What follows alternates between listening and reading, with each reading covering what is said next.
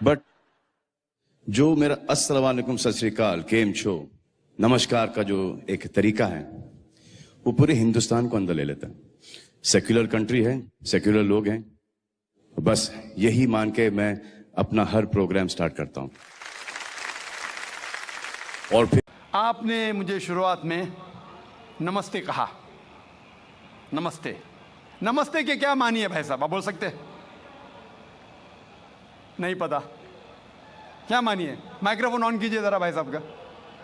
नमस्ते मतलब मैं सर झुका के मैं आपको नमन करता हूँ। हाँ, सर झुका के आप मुझे नमन करता हूँ। नमन करता हूँ। सर झुका के, सर झुका के मुझे नमन करना शिर्क है, हराम है, प्रोहिबिटेड है। आप मेरे सामने भी सर नहीं झुका सकते, चाहे आप मुझसे मोहब्बत करते हैं, चाहे आप मेरी इज्जत करते हैं, फिर भी आप मेरे सामने सर नहीं झुका सकते। सर झुकाना चाहिए तो सिर्फ खुदा के सामने, अल्लाह के सामने, और मैं खुदा नहीं हूं। आप जानते हैं, आप मेरी इज्जत कर सकते हैं, मेरी बात जो मैं कहता हूं उसके ऊपर अमल कर सकते हैं, लेकिन आप मेरे सामने सर नहीं झुका सकते। इसीलिए मैं जवाब में आपको कहूंगा अस्सलाम वालेकुम, आप पे सलामती हो, आप पे सलामती हो। आप समझे ना?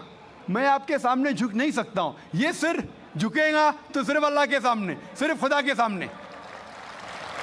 तो आपने बड़प्पन में मुझे कहा, लेकिन अगर गलत चीज कहा तो मैं वापस से जवाब नहीं दे सकता हूं, क्योंकि मैं जानता हूं जो लोग नहीं जानते वो ऐसे हरकत कर सकते हैं। मिसाल के तौर पे 1 महीना पहले मैं जब बॉम्बे एयरपोर्ट पे था तो एक औरत, हिंदू खातून, मुझे पूछी कि आप डॉक्टर जाकिर नाइक है?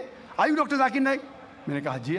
ओ, मैं आपका रोज प्रोग्राम देखती हूँ, मैं दुबई से 25 साल के बाद बम्बई में आ रही हूँ, 25 साल के बाद हिंदुस्तान में आ रही हूँ। उसके सिर पे टीका था, हिंदू औरत थी, बोलती मैं आपके प्रोग्राम देखती हूँ और बहुत अल्हम्दुलिल्लाह तारीफ करने लगी। सारी तारीफ अल्लाह की है, मैं कुछ भी नहीं हूँ। और फिर कहने लगी कि मैं तुम्हारे पैर छूना चाहती हूँ। मैंने कहा कि ये गलत है, शिर्क है। तो बोले क्यों? वही जवाब मैंने दिया, आप जो भी कहो मैं आपकी बात मानूंगी। तो मैंने कहा आप कुरान मजीद पढ़िए, कुरान मजीद पढ़िए और इसके ऊपर अमल कीजिए। और मैंने तकरीर दी है similarities between Islam and Hinduism, Islam और हिंदुइज्म में यकसानियत, और साबित किया है कि हिंदुइज्म में भी लिखा है कि आप सिर्फ एक ईश्वर की इबादत करना चाहिए, जितने ऋषि आने वाले उनमें मानना चाहिए, और मोहम्मद सल्लल्लाहु अलैहि वसल्लम में भी। तो आपको अगर कुरान और वेदा पे अमल करना चाहिए जो यकसा है, आपको एक खुदा में मानना पड़ेगा और आखिरी पैगंबर मोहम्मद सल्लल्लाहु अलैहि वसल्लम पर।